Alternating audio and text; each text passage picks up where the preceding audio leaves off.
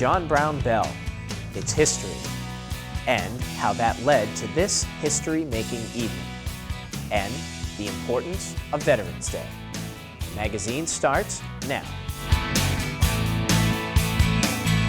Hello and welcome to another edition of The Magazine.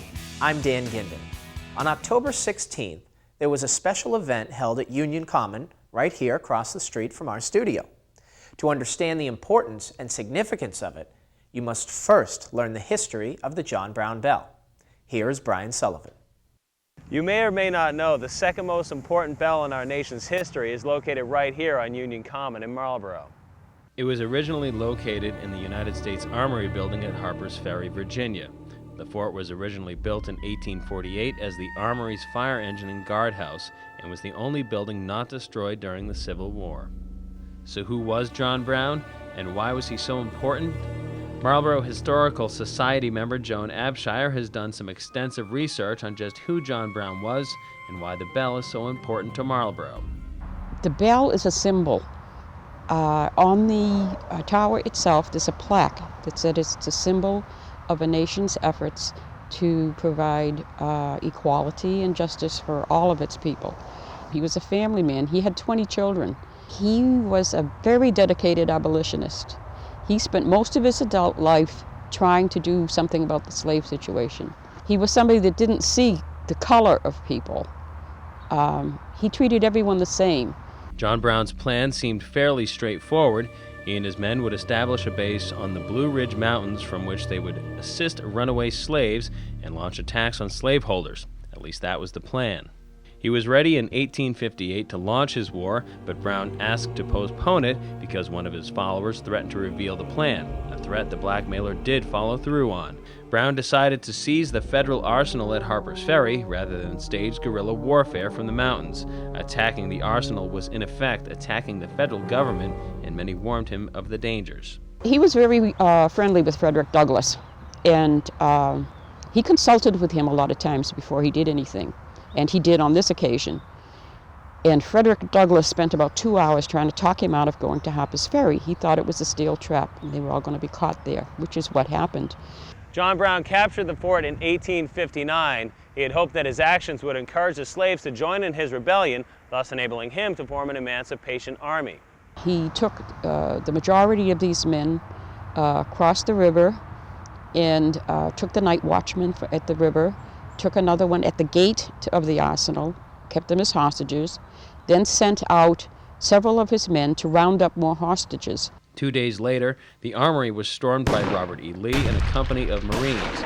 Brown and 6 other men barricaded themselves in. They continued to fight until Brown was seriously injured and 2 of his sons had been killed. The fort is important because that's where John Brown made his last stand. He was holed up in there with his men and his hostages when the Marines stormed the building and took it over. He was tried and convicted of insurrection, treason, and murder. He was executed on December 2nd, 1859. When Fort Sumter was fired on, the governor of Massachusetts called for troops, and the people of Marlboro responded. They created a militia made up mostly of Marlboro men, but there were some from surrounding communities, and they offered their services to the government, who accepted them. They went to Boston. They became the 13th Massachusetts Volunteers. And by August, they were down in Maryland on the Potomac River across from Harper's Ferry. Company 1 was assigned to remove anything of salvage value from the arsenal. Several men decided that the bell hanging in the tower would be just what the firehouse in Marlboro needed.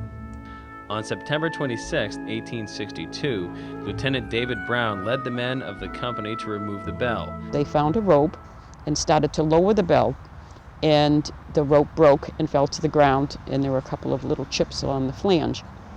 But it didn't damage the bell, so they loaded it on a scow and took it across the river. They realized that it was government property, so they sent to the War Department for permission.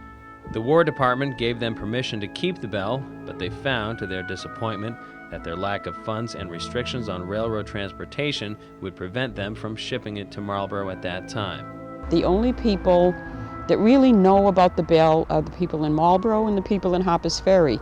The rest of the country doesn't know anything about this bell. In the spring of 1862, the regiment went to battle, and the Marlborough men left the bell in the care of a Mrs. Snyder, who had baked bread for them during the winter months. Finally, after many engagements and casualties, their 3-year term of enlistment in the war was over, and Company 1 returned home. The old bell was forgotten.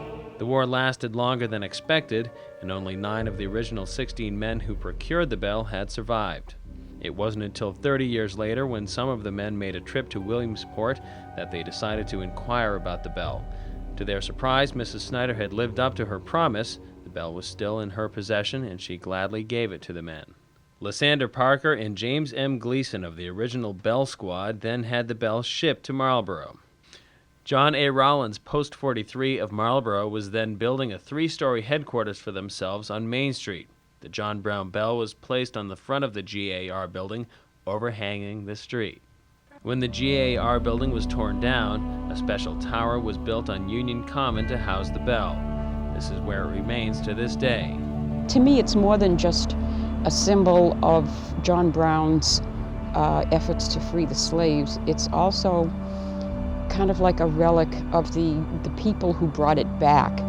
So the next time you're walking by Union Common, stop for a moment and soak in this little bit of rich history that the city of Marlborough has to offer. For the magazine, I'm Brian Sullivan.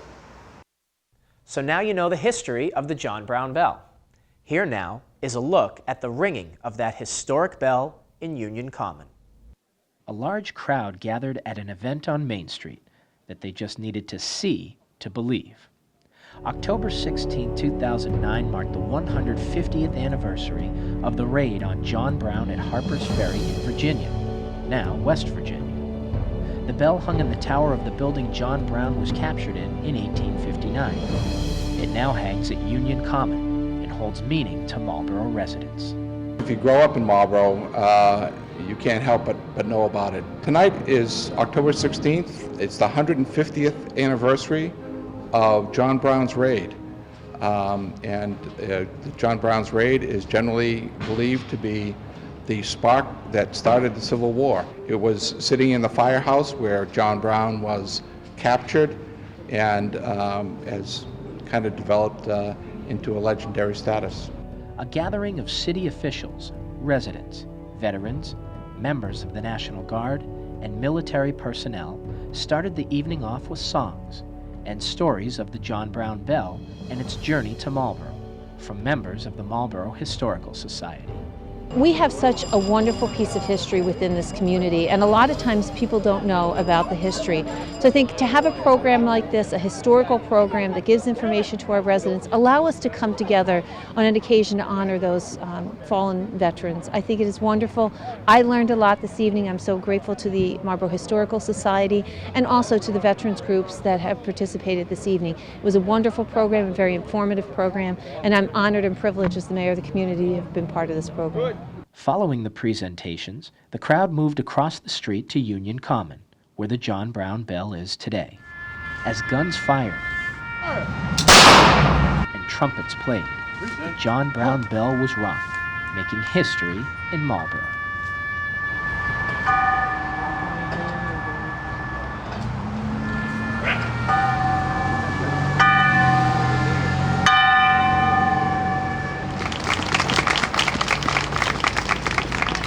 Some say it has not been rung since the beginning of the new millennium, and no one can be sure when it will be rung again. I think it was wonderful. I felt honored and privileged to be able to pull it and ring that bell. It hasn't been rung in so long. I don't think everybody remembers the last time, and to be able to be part of that history was wonderful. For the magazine, I'm Dan Ginden.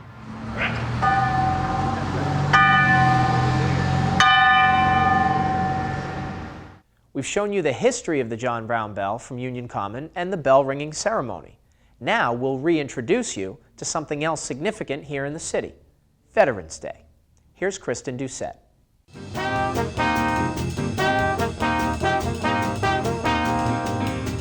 It was known at the time as the Great War, and after 4 long years, the armistice that ended the war was signed on November 11, 1918. Major hostilities officially ended on the 11th hour of the 11th day of the 11th month. A year later, President Woodrow Wilson first proclaimed an Armistice Day for November 11th. And it was a happy day because, people who fought in that war were able to come home to their families and start school and start families and get a job. And I think the day has lost a lot of its significance as generations pass. In 1953, an Emporia, Kansas shoe store owner named Al King had the idea to expand Armistice Day to celebrate all veterans, not just those who served in World War I. A bill for the holiday was pushed through Congress and signed into law by President Dwight Eisenhower on May 26, 1954. December 1941, John Noble was a senior at Marlborough High School, dating his high school sweetheart that he would later marry, Claire. Europe was in the middle of another war that America, to this point, had been able to stay out of. Then, on December 7th, the course of history would change forever.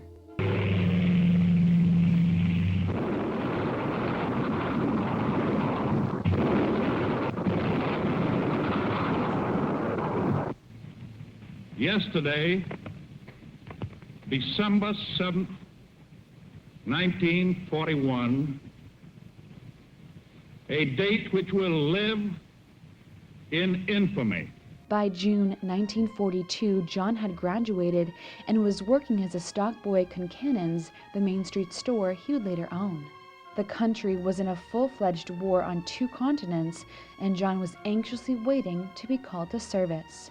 I volunteered for the draft because they weren't moving fast enough to get me in there, and I wanted to be in there. He was only at Fort Devens for a couple of days before he was sent to Fort Riley, Kansas, where he joined the 9th Armored Division and became best friends with fellow New Englander Don Parker. After 13 weeks of intense training, much to John's surprise, they made him a gunner. I thought they were crazy because I never had a gun in my hand in my life, but all of a sudden I'm up to my ears in guns. John's division was then transferred to the Mojave Desert in California in case they were needed on the North African front.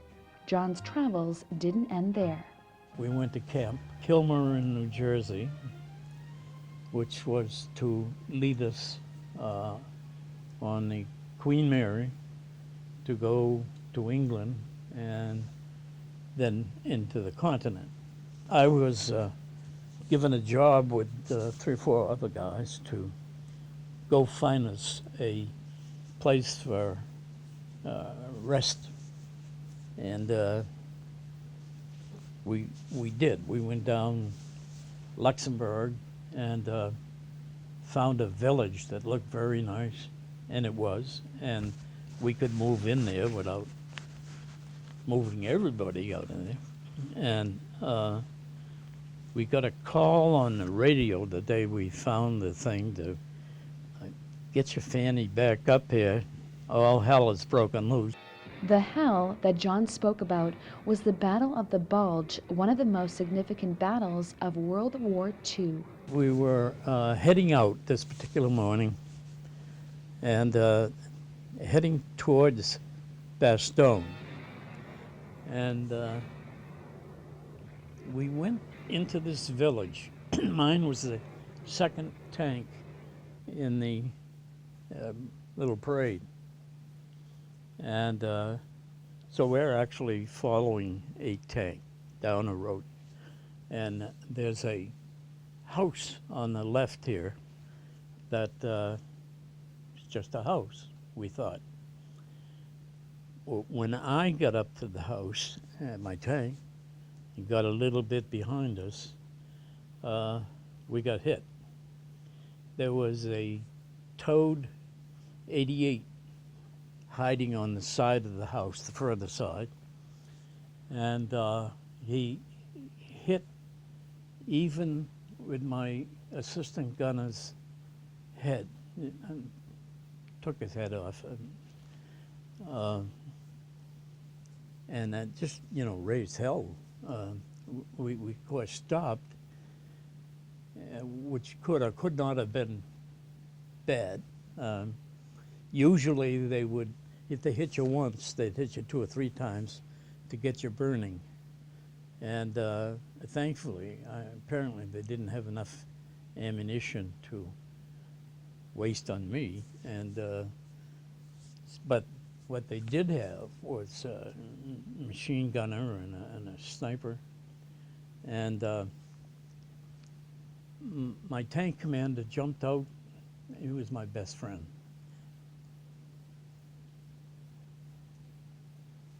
Sorry.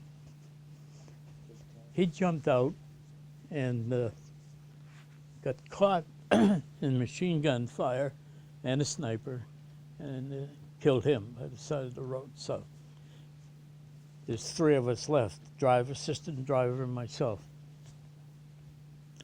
And I decided they were probably going to burn us, so dropped the escape hatch, and we started up a ditch by the side of the road, and that's the closest I ever came. I had bullets dinging right by my head, and my helmet was back in the tank. Fortunately, I didn't get hit that way. What I didn't realize, they got me all on the left side. That's where the assistant gunner sat, and I was bending forward looking through my periscope, and that saved me because the gun is so big, it came right by like so, and I'm down looking. And so I decided we'd better get out of there, and I told the 2 guys up front, drop the escape hatch, let's get out of here. And we went up, and they were whacking away at me. Again, not hitting me. And one of the tanks behind me that was closest to me that could see what was going on started firing at the house, which gave us a little bit of a breather. And so I said, I'm going to get back up in the turret and tell you how to go. And I yelled down to the driver and tell him, you're on the road okay, keep backing up, back up, and that sort of thing. And we got back to where there were, or would be, medics and what have you, again in our company area. And the guys behind me were shooting at those people, thank God. And my left glove was soaking wet. I didn't know what the hell it was because there's no water around or anything, and I pulled it off and it was blood because I was hit on my entire left side and never realized I was hit because it's like a slap, only I had it all over me, all on that side. So that by the time we got close to the hospital in Liège, Belgium, I had to be lifted out because I couldn't move. And I had the assistant driver, I tried to get him to do tourniquets on my arm. He was in a state of shock. He did what I told him, but I had to keep yelling at him to do it. But we were all right. They had a beautiful, big hospital, chock full of wounded men. So all night long, I laid in the bed, seeing all kinds of things around me, terrible things with some of these guys, And it was the start of a long journey to various hospitals for me. Some shrapnel was left in me, and it's still in there. I got some in here, but it was the best part of my Army life because I got hot meals and a nice bed. John would later go on to receive a Purple Heart for his service and also numerous awards for his work in the Marlborough community. Marlboro Veterans Agent Gary Brown joined the United States Navy in 1960, where he served for 3 years. His family has a long history of service to the country. And this is my grandfather on my father's side, Guy's World War I Victory Medal. This was for service from the state of Oregon for World War I faithful service. And that's my grandfather and my father's side. And this is from the city of San Francisco to her warrior sons, 1919. And this is my grandfather on my mother's side also, his medal for the Philippine insurrection, the Spanish-American War. And this is my grandfather's, Guy E. Brown's, World War I dog tag. And then this is my father's Navy dog tag from World War II. And he was at Pearl Harbor when it was bombed on the USS Honolulu, the cruiser. Chris LeDuc certainly didn't have much of a summer vacation after graduating from Marlboro High School back in 1987. A week after receiving his diploma, he was on Parris Island to begin his 12 weeks of boot camp with the United States Marine Corps. After basic training, Chris went to tank school, where he became an M60 tanker. After a year in Cuba, he would be stationed at Camp Pendleton, where one day he received some surprising news. During an inspection, we got called out into a formation from the lieutenant saying that we were going to Kuwait. And unfortunately, not half of us didn't even know what Kuwait was. You know, they said that Iraq took over Kuwait. Saddam Hussein had taken his army and went through and took over Kuwait as his own. So at that point, we had advance party. I was one of the tankers who went. We went over advance party to Saudi Arabia, stayed there until, I'd say, you know, we were there pretty much from August until late January, middle January, when they decided they were going to finally go in and invade. Our tanks, 1st Tank Battalion, was one of the lead in the 1st Tank Battalions. You know, out of all the tanks, we already, you know, we had the M60s, and unfortunately the 2nd Marine Division were just finishing training on M1s. You know, we had not gotten those yet. We still had M60, the old style tanks. What we did is our unit ended up going through minefields and being on a lieutenant's tank. I was the gunner on the lieutenant's tank. You know, we basically, once we blew through the first minefield, which we had no resistance. The second minefield is where we ended up having resistance, where, you know, we had artillery shooting at us. We had, you know, I mean, I'd be in my gunner's chair and the tank's rocking. You know, it's like unfortunately, it's like an amusement ride because you don't know what's going on, especially inside there. You know, I had times I had to ask my lieutenant what's going on, you know, and we were getting hit by artillery. Obviously, luckily we weren't hit, and at one point we had a lot of the Iraqi soldiers coming over waving flags, so we started to get hit by artillery. You know, luckily none of our tanks were hit. We called in Cobras, who basically Marine Corps helicopters, combat helicopters, they took care of it for us. Chris is now married and is the father of 2. He still serves the community on the Marlboro Police Department. He has his own idea of what Veterans Day means. What Veterans Day is to me, you know, it's to honor all veterans. You know, it's basically a day where, you know, it shouldn't be a holiday for, you know, people going to work. That's not what Veterans Day is all about, just getting a free holiday, okay?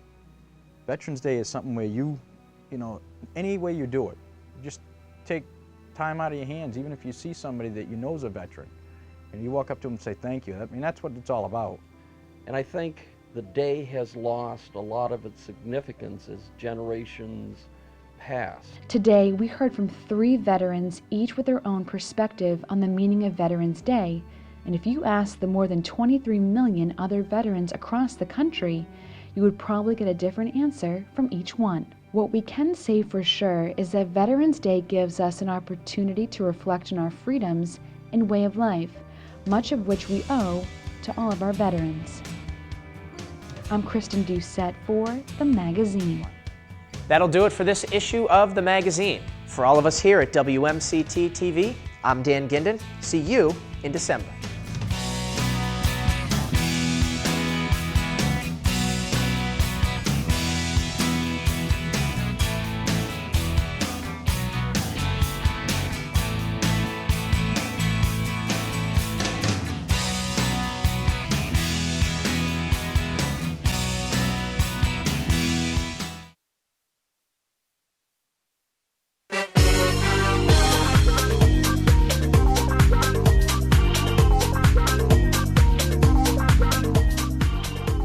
You may or may not know the second most important bell in our nation's history is located right here on Union Common in Marlboro. So who was John Brown, and why was he so important? A large crowd gathered at an event on Main Street that they just needed to see to believe. Veterans Day is something where you know, any way you do it, just take time out of your hands, even if you see somebody that you know is a veteran, and you walk up to them and say thank you. I mean, that's what it's all about.